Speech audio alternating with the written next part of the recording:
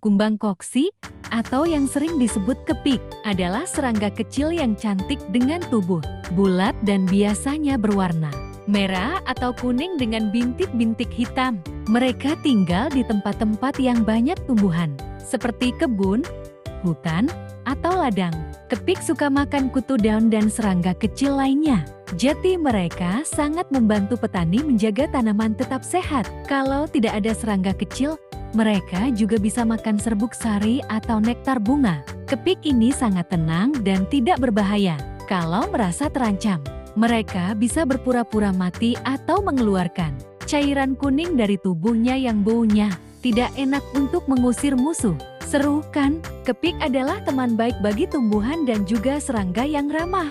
Jadi, kalau kamu melihat kepik, jangan takut ya, biarkan dia bekerja menjaga alam tetap seimbang.